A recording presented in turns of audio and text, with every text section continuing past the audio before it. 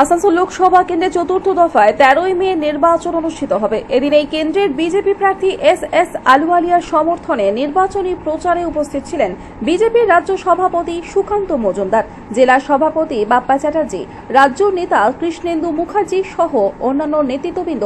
এদিন হুটখোলা গাড়িতে বার্নপুর বাসস্ট্যান্ড থেকে রোড শো শুরু হয়ে বিভিন্ন এলাকায় প্রচার করা হয়। দেখুন, এখন তৃণমূল সন্দেশখালীর পাপ ঢাকার জন্য অনেক কিছু নতুন কিছু নয়, আরো অনেক কিছু দেখছে। আমরা এর আগে বীরভূম জেলাতেও দেখেছি যে বাবা খুন হয়েছে, ছেলে বলেছে যে তৃণমূল কংগ্রেসের হামলায় বোমে অনুব্রত মণ্ডল বোম মেরে বাবাকে মেরেছে। সেই ছেলে পরবর্তী সময় চেঞ্জ হয়ে গেছে, বলেছে না আমি এই কথা বলিনি। আমরা জানি তো কি হয়। রাজভবন থেকে লাগাতার সিসিটিভি ফুটেজ প্রকাশ করা হচ্ছে তৃণমূলের তরফে, কি বলবেন? জনগণ দেখুক, জনগণ সিদ্ধান্ত নেবে।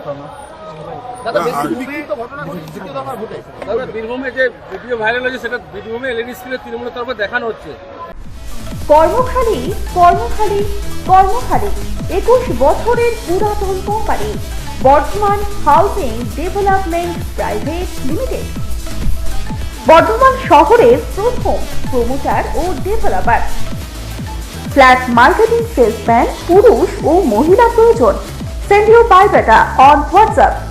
WhatsApp number 9232352260 or 9474422202.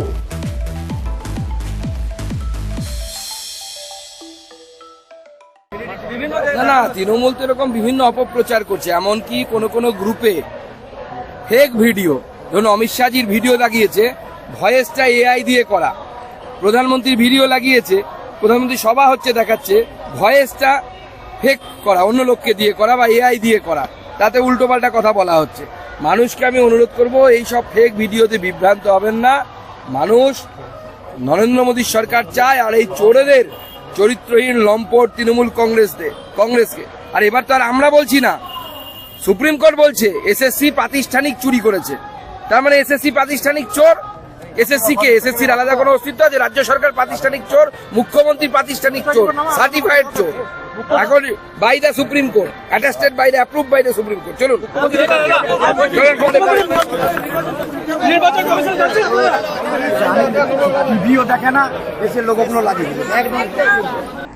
আসানসোল থেকে সৌমিত্র গাঙ্গুলি রিপোর্ট, আনন্দ বার্তা।